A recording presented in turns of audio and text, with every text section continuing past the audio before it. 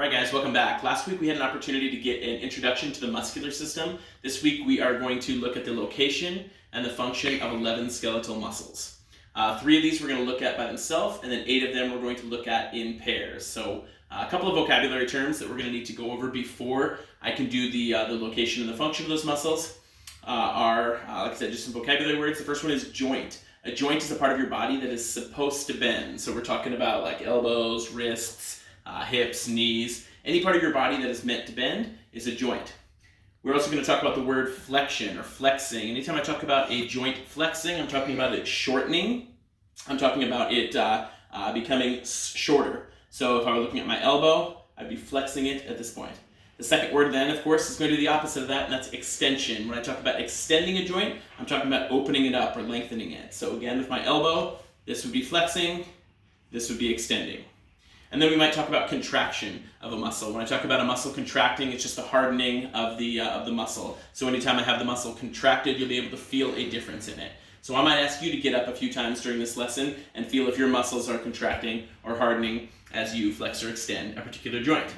So let's look at it, as I mentioned, I'm going to talk about 3 of these by themselves. Let's look at those 3 initially here. The first one we're going to talk about is actually found right up here in the upper kind of back, neck, and shoulders area, and these are called your trapezius muscles. Your trapezius muscles allow you to kind of raise your shoulders up. And so if I think about maybe lifting something heavy and bringing it up off the ground and raising my shoulders, my trapezius muscles will get quite a workout. So anytime you're going to be lifting your shoulders, these muscles will be contracting.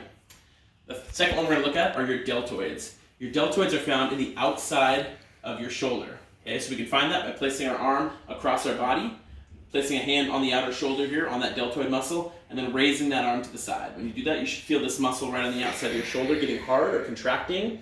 An easy way for me to remember this, I think of Delta Airlines, the airplane company. We know that they like to fly planes, and so these are your flying muscles. When you raise your arms laterally, your deltoids will fire. Okay, so your deltoids will contract. Again, we're talking on the outside of your shoulders. The third one we're going to look at by itself is called the gastrocnemius. The gastrocnemius muscle is also called your calf muscle. It's found down here in the back of your lower leg. Your gastrocnemius muscle allows you to extend the ankle or point the toes. Okay, so I think of my gastrocnemius as my jumping muscle. It allows me to lift up off the ground. Okay, anytime you get up on your tippy toes, you're going to feel the back of that calf or that gastrocnemius muscle firing or contracting. The next 8 we're going to look at in 4 pairs. The reason why we're going to look at these together is because one muscle contracts that joint. The other muscle is going to, one muscle flexes that joint, and the other muscle is going to extend the same joint. We'll start with some you're probably familiar with. We're going to talk about the biceps. Biceps are found in the front of the upper arm. Your biceps allow you to bend or flex the elbow. So again, if you place your hand on your bicep and you bend that elbow, you're going to feel that muscle contracting. You're going to feel it hardening. Biceps are in the front and they allow you to bend the elbow. So really, it's we're talking about things like lifting heavy weights or pulling things toward you. Your triceps, on the other hand, are found in the back of the upper arm. If your biceps were for flexing the elbow, your triceps must be for extension of the elbow. When would I extend my elbow? I guess I'm thinking about things like doing a push-up or throwing a ball. Okay? Those are ways that I might extend my elbow. It would require triceps strength. So as a review, biceps are found in the front of the upper arm. They bend the elbow. Triceps are found in the back of the upper arm, and they extend the elbow. The next 2 we're going to look at as a pair are the pectorals and the lats, or the latissimus dorsi muscles. We'll start with the pecs. Your pectorals cover your chest. They're right here across, basically from your shoulder or armpit, across to your sternum, which is this bone in the center of your chest. Your pectorals are your pushing muscles. So anytime you're going to push something away from your body, you're going to use those pectorals. Again, these could be used in things like push-ups. These could be used for a football player maybe blocking an opponent or pushing someone away from them. Your pecs are found in your chest, and they allow you to push. Your lats then, your latissimus dorsi muscles, are found in the back. Okay? If your pecs were your pushing muscles, your lats must be your pulling muscles. Anytime you're bringing something towards the body, you're using your lats. If you're pulling that tug-of-war rope, you're using your latissimus dorsi muscles. If you're a water skier and you're holding onto that rope, and you're really pulling back there as you're being pulled by the boat. You're using those lats. So your pecs are for pushing, your lats are for pulling. The next two we're going to look at are the abdominals, the muscles that cover your stomach, and the gluteals, the muscles that cover your booty. Okay? Your abdominals are for sitting up or bending at the waist. If I were laying down on the ground and I was going to bend at the waist and do a sit-up, my abdominals would contract, and you'd feel those harden as I lift myself up.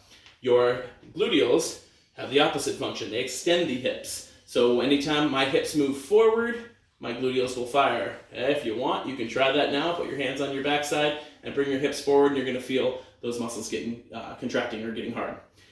If I'm doing a squat, that up portion where I extend the hips there, that's going to really fire those muscles in my gluteals. Even for things like stabilization and balance, your abdominals and your gluteals are constantly firing to keep your body upright. Okay? When I walk, my abdominals bend my waist, whereas my gluteals extend my hips. Okay? So we have abs or abdominals, gluteals. The last two we're going to look at are found in the upper leg. We're looking at the quadriceps in the front of the upper leg and the hamstrings in the back of the upper leg.